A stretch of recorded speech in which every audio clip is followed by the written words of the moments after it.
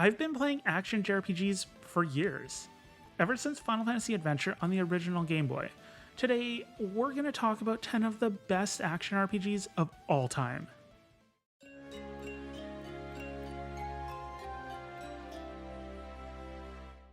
Now, in my heart, turn-based RPGs, they just can't be beat. But I love a good action RPG. The fast-paced combat, the stylish combos, the amazing special moves, and that satisfaction that you get from finishing off that boss with just a single digit of HP that you struggle against, those are all aspects of a great action RPG that you'll remember for years and years to come. However, when it comes to action RPGs, which ones are the best that stand out in recent years? Today, we're going to talk about 10 of the most amazing action RPGs ever released. So gather around, and before we begin, drop your favorite action RPG in the comments, pull up a chair, grab a drink, and join me as we talk about 10 of the best action RPGs to ever exist.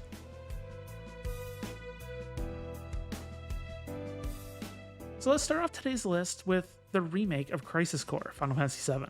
Crisis Core Reunion took everything amazing about the original PSP release and dialed it up to 11. The combat system was made smoother, the control scheme was streamlined to make it feel more natural to play, and it looks visually stunning, adding to the experience. Crisis Core Final Fantasy VII Reunion is a prequel to Final Fantasy VII and follows the story of Zack Fair and his journey as a budding member of Soldier, as he interacts with his superior Angelo and the villain of Final Fantasy VII, Sephiroth. What made this action RPG stand out, though, has to be Zack himself. He's just incredibly likable. He's not your typical JRPG hero. He isn't moody, he isn't mysterious. He's just super hyper full of energy and has misguided views of wanting to be a hero. I don't think there's a single negative to his character, every bit of him is lovable. Which honestly kind of bites you in the butt later on because it makes a certain story bit hit all that much harder. I won't spoil it, but honestly, if you don't know the end of Crisis Core leading up to the events of Final Fantasy VII, I would kinda be shocked. Another benefit of Crisis Core is it's not that long of a game. If you just beeline story and don't do any of the hundreds of side missions, you can probably finish it within 15 to 20 hours. But while the side missions don't add much as far as story is concerned, and they might feel like padding at times, most of the fun bosses, various materials, and accessories are exclusive to these side missions. If you do all the side content, it will probably take you about 60 hours to complete. Honestly, you would be doing yourself a disservice if you don't play Crisis Core Reunion, as it's probably one of the best non-mainline Final Fantasy games with one of the most important backstories in the series.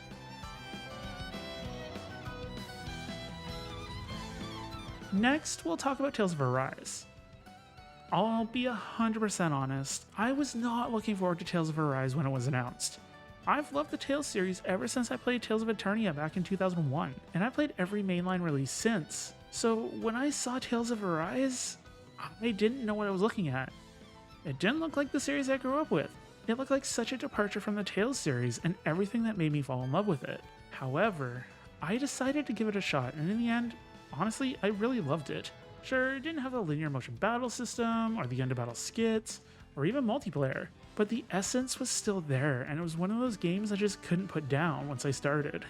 In Tales of Arise, you play the role of Alphen, a guy that is literally immune to pain, and he is accompanied by Xian, a woman who causes pain to anyone who touches her. Yes, it sounds like the most ridiculous of ridiculous setups, but it's actually kind of sweet. Just seeing how their relationship evolves. As I mentioned previously, sure, the combat isn't similar to previous Tales games, however that combat is a ton of fun, it just looks beautiful. Going from ground combos into launchers into air combos, it just feels incredibly satisfying and fun.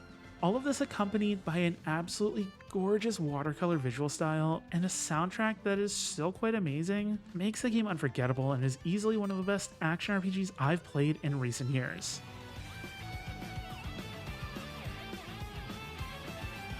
Alright, so Star Ocean: The Divine Force, the 6th main entry in the Star Ocean franchise. I had a similar experience with this one as I did with Tales of Arise. For those of you that are familiar with Star Ocean games, they're action JRPG space operas, but they've had a bit of a rocky road.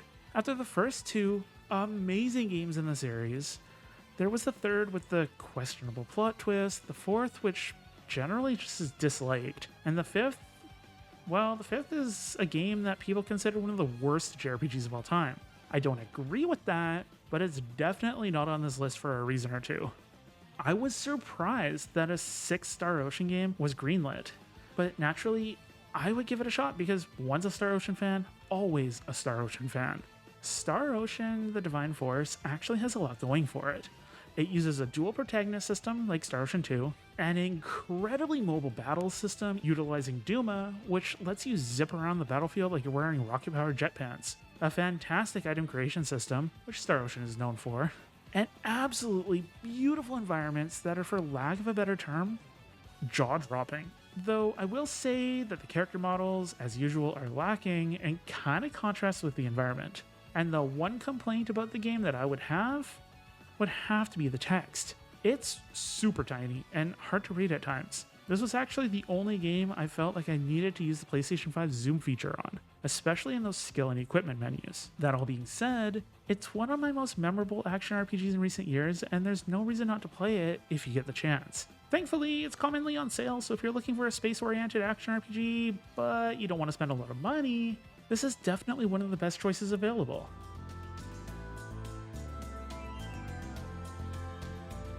This was one of the best games I played in 2024, and I personally ranked it as my game of the year for that year. The Mana series is another series that had a bit of a rough patch. Most of the games are spin-offs, and the last mainline was Dawn of Mana. And, well, we all know what Dawn of Mana is like.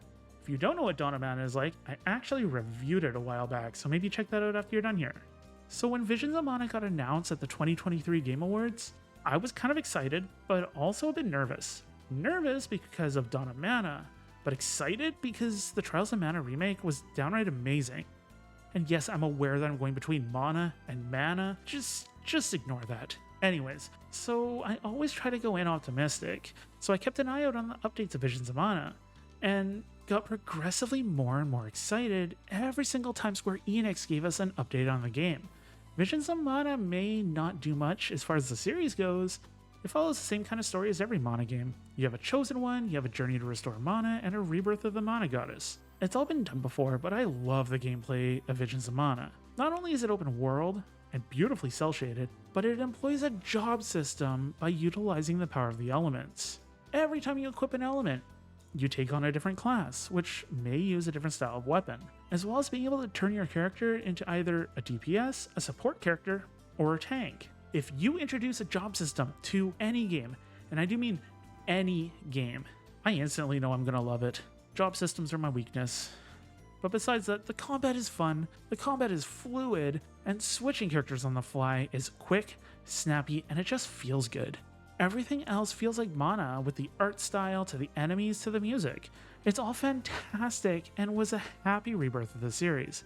I'm hoping this means we'll get more games in the series soon, because Visions of Mana was easily the best game I played in 2024, and I need more.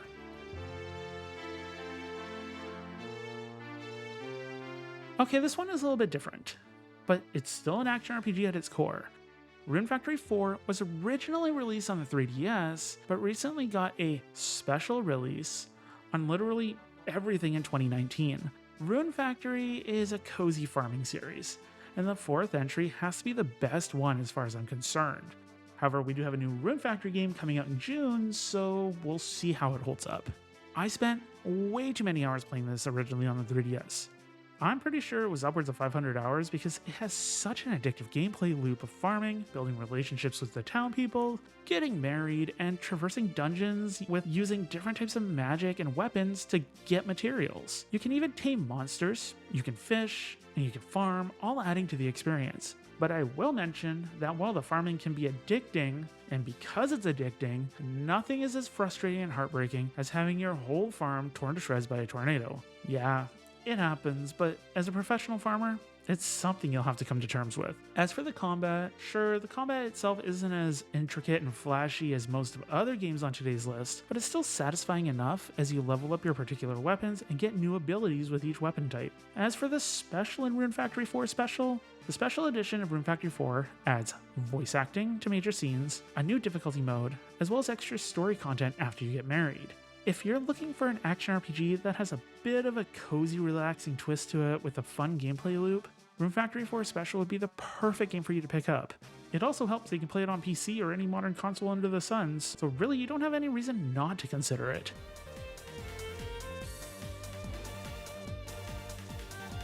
Next, let's talk about the best entry from the long-running Ys franchise, Ys Memoir, Oath of Elgana, released in January 2025. But then again, latest entry Ys 10 was pretty good, and Ys 8 is downright amazing, and regarded as most people's favorite entry. I also enjoyed Ys 9 with all of its monster room abilities.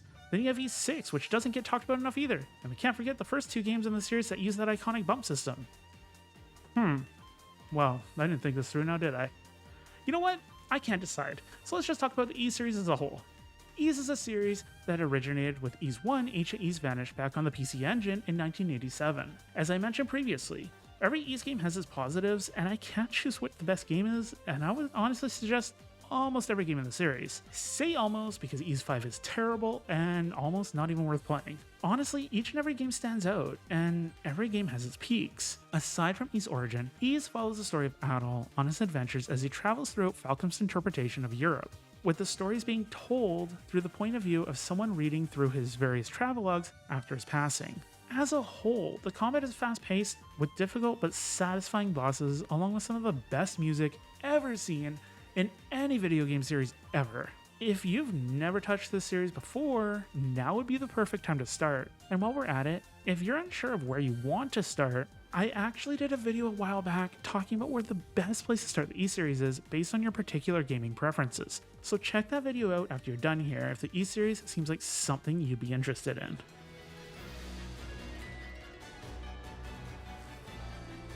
Vanillaware is one of those companies that you know you can rely on to put out pure quality. And Odin Sphere, Left Riser? Alright, I'll admit it, I don't know how to pronounce the subtitle, but it's the version of Odin Sphere that got released on the PlayStation 4. I remember playing Odin Sphere when it first came out, and I'll admit that I found it incredibly difficult and didn't actually finish it at the time. I didn't even come close to the end. I had a lot of fun with it, but it was just too difficult for me. Odin Sphere I'm not going to try that again. Odin Sphere is a bit of a unique beast, because not only does it tell the story from the point of view of 5 different protagonists, with a bit of overlap between each and every one of them tying the story together without it feeling repetitive, but the combat takes place on a strictly 2D plane with fun combos and every character feeling different enough to avoid the aforementioned repetitiveness. Newly added to the PlayStation 4 version is you get skill trees, smoother controls, along with smoother pacing that makes this version so much better to play than its PlayStation 2 counterpart. Odin Sphere has a strange focus on crafting and cooking as well to increase your stats, which admittedly is an aspect of JRPGs that I very much so dislike, but this one, it fits just right, honestly. The music is great and almost melancholic at times, and that art style that Vanillaware is known for returns. That makes everything look downright amazing. Odin Sphere is a bit different, but honestly, it's 100% worth playing because it's so visually inviting and does things that no other action RPG has done to date. Definitely not a game that you want to miss.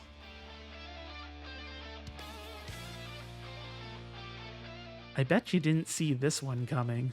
Yeah, we all know the battle theme from Persona 5 at this point, but I can't talk about Persona 5 in any way without that music popping into my head.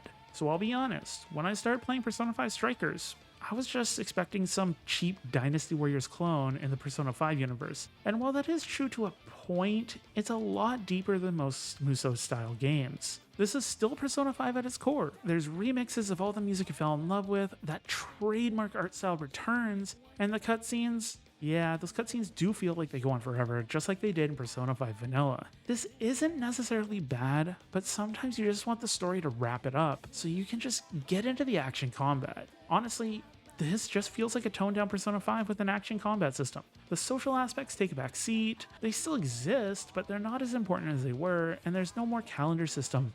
Thank goodness. Instead of going into intricate palaces, you enter these twisted jails. And as I said previously, the combat is action and employs the Musou, or the Warriors 1 vs 100 style. It still involves exploiting weaknesses, and you can switch between various Persona 5 characters. I will mention, however, that this is a sequel to the original Persona 5, and not the Royal expansion.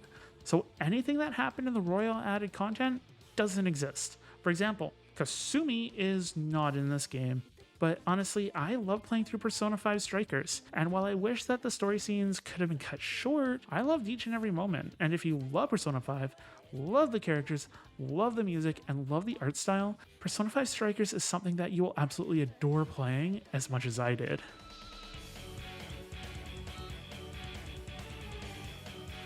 I love Falcom so much.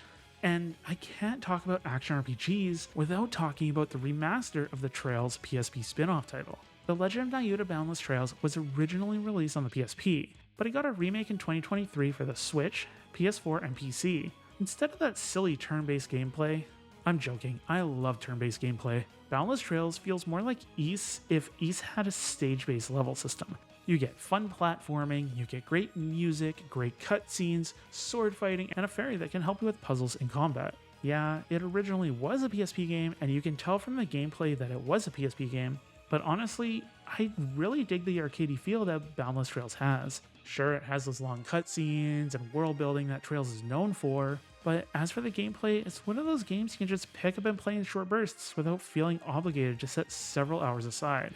As far as I'm aware, Boundless Trails is not connected to the Trails Archiseki series as far as canon goes. I've heard some talk about it being connected to Daybreak 2's Virtual World Dungeons that I don't exactly remember the name of at the moment. However, I don't think that's been officially stated at this point. With that being said, there's no reason not to try this game out. If you enjoy simple action RPGs and you're not looking for something 100 or more hours, I think Boundless Trails will hit every notch on the belt you're looking for.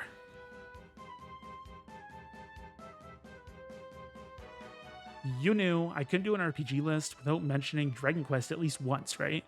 Dragon Quest is one of my favorite series of all time, and it has been for the last 30 or so years.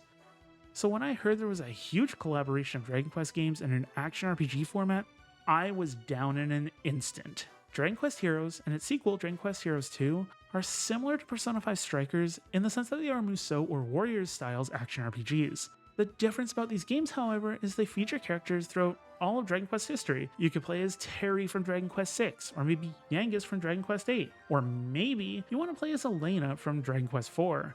They're all here, and the good thing is they all play incredibly different. The nostalgia made this game incredibly fun, and I loved everything about it. Dragon Quest Heroes also features everything you come to expect in a standard Dragon Quest game. Collecting mini medals, all those Toriyama designed monsters, side quests, characters interactions, and everything else you'd expect. The second game even introduces online multiplayer so you can play with your friends if you so choose. Honestly, for a spin-off fan service Dragon Quest game, Dragon Quest Heroes and Dragon Quest Heroes 2 are way more fun than they have any right to be. If you love Dragon Quest as much as I do, you owe it to yourself to give this game a shot at your earliest convenience. That is one thing I guarantee, and you will not regret. I give these games the Shinky stamp of approval. So there you have it, 10 or so of the best action RPGs to ever exist. While I love turn-based RPGs, I also love action RPGs just as much. Did I mention your favorite action RPG? If not, why not tell me what your favorite is in the comments below? I read and respond to as many of them as possible. And if you enjoyed today's video and want more JRPG lists, reviews, and discussion pieces, make sure to hit that like button, subscribe to the channel, and ding that notification bell so you don't miss any of my future videos. And if you're still hanging about, why not check out one more of my videos? This one here is probably perfect for your tastes. This has been Shinky, thanks so much for watching, and until next week's video, have a wonderful day.